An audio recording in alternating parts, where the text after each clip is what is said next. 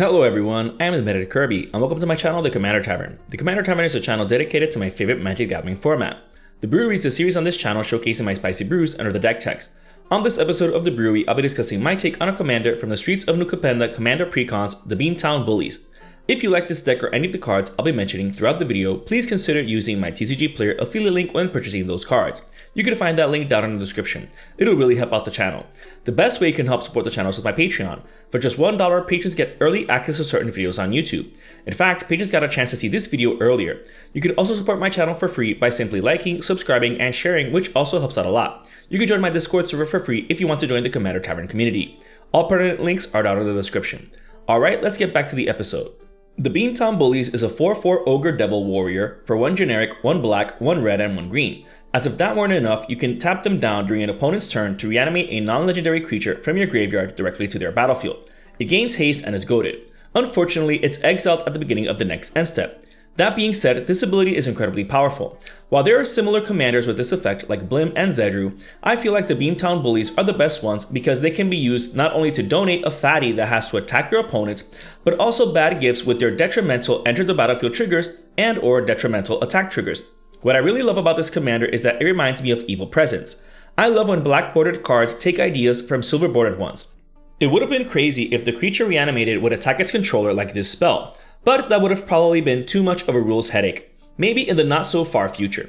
Keep in mind that when an opponent leaves the game, if they controlled any of your cards that enter the battlefield under their control, they're exiled when they leave the game. Before going over all the synergy in the deck and how we're going to set up our main gameplay plan, let's first go over the bad gifts. The worst ones you could possibly donate are Inverter of Truth and Leveler. Each have the potential of exiling your opponent's entire library. They then have a relatively large creature to attack into another opponent with. Keep in mind that you can activate the bullies at instant speed, so in response to the beginning of their upkeep, you can activate them, donating either one of these creatures to exile their library so that when they go to their draw step, they lose the game by drawing from an empty library. The Eldrazi doesn't always exile the whole library like the Leveler does, but if an opponent were to have an empty graveyard, then it does. Eater of Days and Worldgorger Dragon are some more very evil presents to give to an opponent. When the Leviathan enters the battlefield, its controller skips their next 2 turns. Very evil indeed. So I suggest using this one against a worse threat at the table, or when it's just down to you versus your final opponent. In any case, it's also a 9/8 flyer with trample, so at the very least, that turn is going to give one of your opponents quite the smack. The dragon is equally oppressive since it removes all of their permanents from the game. However, when it gets exiled at the end of the turn, all of their permanents return. But that's not such a problem, as we'll see later on in the video, because if we kill it in response to the first trigger, its second trigger resolves first, returning nothing, and then its first trigger resolves, permanently exiling everything. Ebonblade Reaper, Soulgorger Orc, and Bronze Bombshell are some more evil presents that affect the controller's life totals. Since they're goated, the Reaper will have that opponent's life when it attacks. If they were to attack into another opponent who has no blockers, they'd lose half their life too. But at that point, they'll probably start to gain up on you and helping each other out anyways. The Orc reduces their life total to just 1, so any ping becomes enough to kill them. Again, they regain that life when it gets exiled later, but just like Worldgorger Dragon, if we kill it in response to its first trigger, they stay at 1 life. The Bombshell gets sacrificed the moment it hits the battlefield under their control, meaning that it returns to your graveyard instead of getting exiled, allowing you to reuse it all over again in future turns. However, there is an infinite combo with it that I'm going to showcase later on.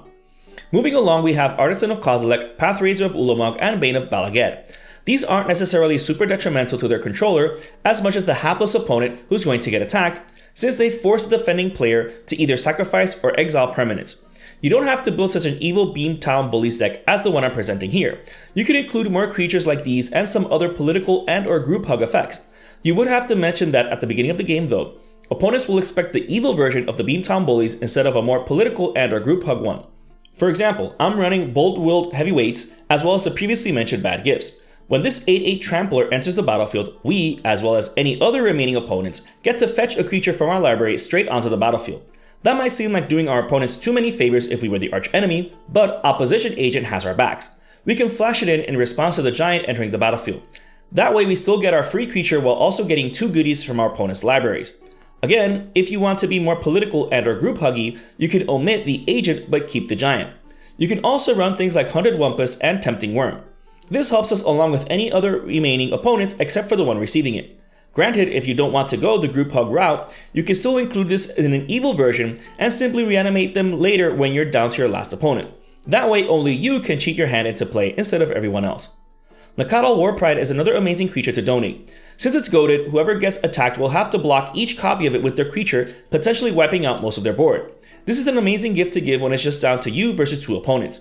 Since it's goated, it's only got to go to 1 opponent. Now, as for making the absolute most of these evil presents, let's showcase the stocking stuffers. Bramble Sovereign is such a busted card here, and I'm pretty sure people are overlooking it for their own Beamtown Bullies deck. Notice how the card is worded. It's not limited to creatures entering the battlefield under your control, meaning that in response to reanimating a creature under our opponent's control, we can pay 1 and a green to make a copy of that creature under their control. Did we just give them Eater of Days? How about we give them a clone copy token too, so that they skip 4 turns instead? If you do this in response to Inverter of Truth entering the battlefield, it will exile their library and swap it with their graveyard. Then the original trigger resolves and they'll exile that library with the now empty graveyard. You can also use it to copy Boldware Heavyweights, Hunted Wumpus, Tempting Worm, etc. Such an amazing card here. And it can also be used for our own creatures with enter the battlefield triggers. This is definitely an all-star here. Flare of the Hatebound is another amazing creature for when we're reanimating creatures. Since we control the trigger, even if the reanimated creature enters the battlefield under an opponent's control, we choose the target from the Flayer's trigger. So if we reanimated a Leveler or other big creature, we can choose to deal all that damage to another player's face. Such an amazing card. This also goes well with a less evil version if you're including things like Titanoth Rex and Breaker of Armies, since they're huge and will be dealing tons of damage, not just from being goated, but due to the Flayer's trigger.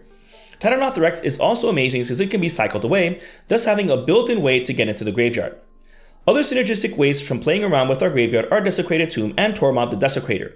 This deck is bound to make us the arch enemy, but if we're getting a chump blocker each time a creature leaves our graveyard, we can slowly but surely build up a wall of fodder to protect us. As for further synergizing with our commander, while the ability is free, they do need to tap to activate, meaning potentially only being used once per turn around the table. That kind of inefficiency is not going to help build New Capenna's skyscrapers anytime soon. Thousand Year Elixir, Sword of the Power Runes, Umbral Mantle, and Staff of Domination all help by untapping them.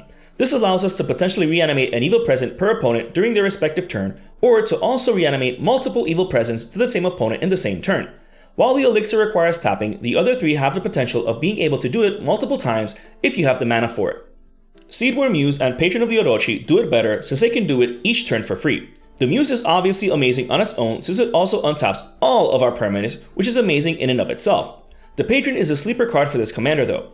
They're also green, meaning that activating the Patron each turn not only untaps itself for being green, but our commander as well, along with our other forests and green creatures. So these allow us to untap our commander each turn so as to really spread the love around.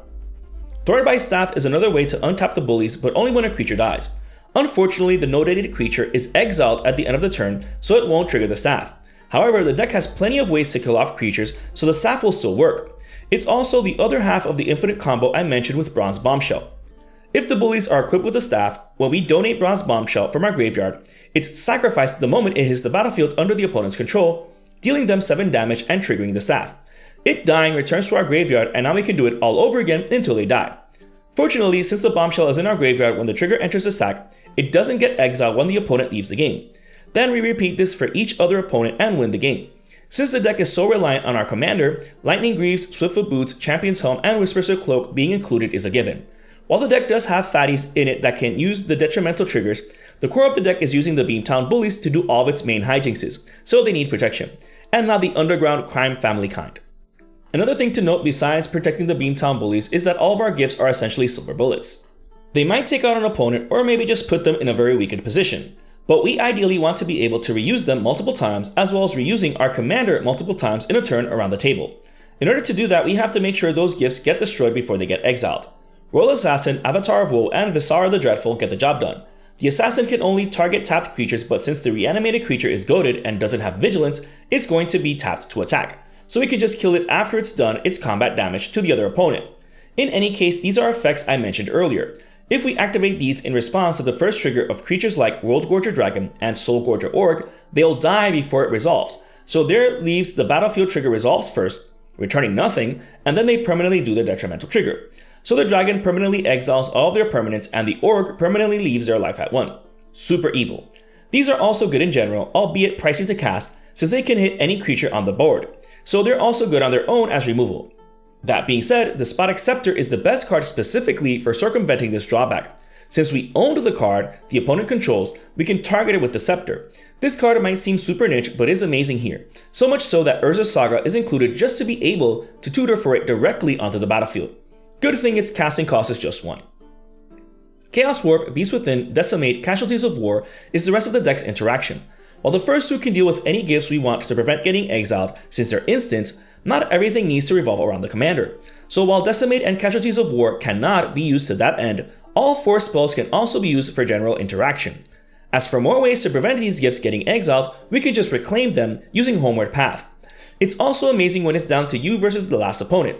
When it's just 1v1, Goad doesn't work, so they can still smack you with that evil present. But in response to combat, you can activate the path to regain control of that creature. This is also great at dealing with the detrimental enter the battlefield triggers. However, getting them back won't prevent them from getting exiled. That's why we're going to sacrifice them before it gets to that. High Market, Hostile, Mirren the Moaning Wall, and Phyrexian Tower are mana generating lands which we can activate to sacrifice a creature for some benefit, meaning that they don't take up a slot on the deck. Once we regain control of the creature we donated, we could just sacrifice them for value, getting them back into our graveyard, which is more important. The Hostile can't be used indefinitely because it transforms into Creeping In when you use it thrice. I love the puns on both halves of this card, by the way. Incredibly on point. Anyways, it's now a 3/7, which is great blocker that can survive wraths and combat by phasing out. Don't sleep on this one, pun intended. Yavimaya, Cradle of Growth, and Urborg to move Yawgmoth are included due to the amount of colorless utility lands in the deck. So not only will the 6 previously mentioned utility lands tap for relevant colors, but they can also help fetch lands tap for mana once we have nothing left to fetch for, which I doubt considering the amount of fetchable lands in the deck.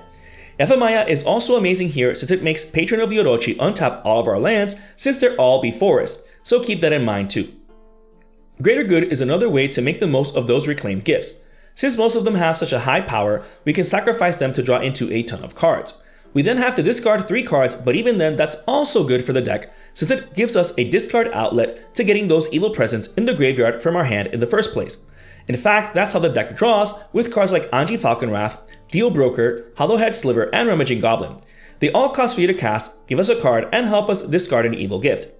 Costing 3 helps us play them on curves since we can cast our commander afterwards and they won't have Summoning Sickness to get that first gift into the graveyard since our commander does have haste. Well, Angie also has haste, but the other 3 don't. Rift Sweeper is included for when our bad gifts do get exiled. Don't worry too much about that happening though. You want to be quick about getting rid of your opponents before they start ganging up on you.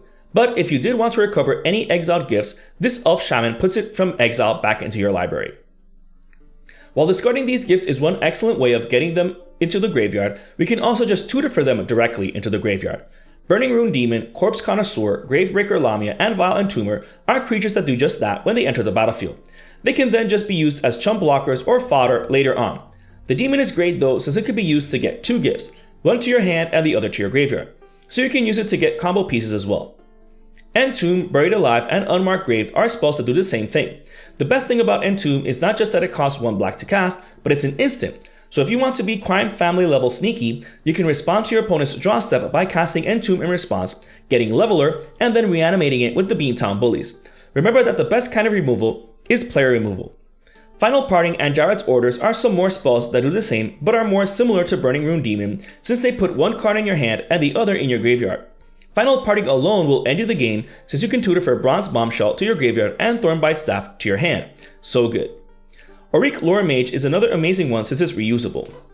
It's essentially a free to activate Entomb on a body. Considering that the deck has so many ways to untap creatures, you can also use it multiple times in a single turn around the table. While on the topic of tutoring, Expedition Map and Sylvan Scrying come in super clutch. They can both be used to tutor for either Homeward Path, Urza's Saga, any of the lands that can sacrifice creatures, Yavimaya, etc. So not only can they help with not missing land drops, but can get key lands from the deck. CDC Undead Vizier is another tutor on a body, but the card goes straight to our hand. We do have to exploit a creature to do so though, so we can either exploit her to herself or some fodder creature.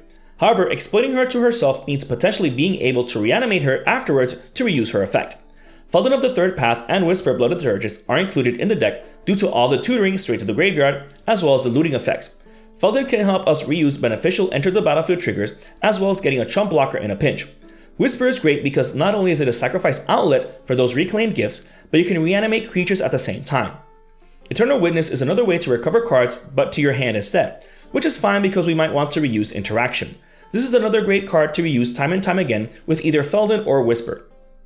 Since the deck is reanimating things, the actual cards we hardcast aren't even that high in terms of mana value. The mana curve of this deck will seem super high, but that's because all of those bombs are being cheated into play, whether for us or against opponents. But even then, we should take advantage of the fact that the deck is green. So naturally, Farseek, Nature's Lore, and 3 Visits, my favorite ramp trifecta, is included. The deck has plenty of fetchable lands, so these are great here. Birds of Paradise, Ignoble Hierarch, and Bloom Tender are some amazing mana dorks here that can do plenty of work. If some are too expensive for you, you can always just include the much cheaper mana dorks that cost a green and tap for green. Soul Ring and Arcane Signet are naturally included, and they really don't require much further explanation than that. We do have to diversify our mana acceleration after all. The rest of the deck is just the rest of the lands. The deck's running all 9 fetch lands, all 3 shock lands, all 3 snow duels, all 3 opponent lands, Zatora's Proving Ground, Daragas's Caldera, Reflecting Pool, and Command Tower, as well as 1 of each basic land. As mentioned earlier, as with all of my deck techs, you can build your mana base according to your budget. Whether you include more expensive cards or even cheaper cards is up to you. This brew is just an idea of how to build around the Beamtown Bullies. As I mentioned earlier, you can build this deck to be incredibly mean, or you can also build it as a very political and group-huggy deck, much in the favor of the crime families of New Capenna. While I went more evil in my own build, you can definitely make your more along the lines of giving opponents gifts to beat each other with, and then you taking on the last opponent after getting so weakened. If you're interested in the deck list of this spicy brew of mine, you can find a link to it down in the description. I would like to thank all my patrons for supporting me, and a quick shout out to all my higher tier patrons, the brewers, for their patronage. I'd also like to thank anyone using my TCG Player affiliate link. That also helps out the channel. And to everyone, thanks for watching this episode of The Brewery on the Commander Tavern. I am the Meta Kirby, and happy brewing.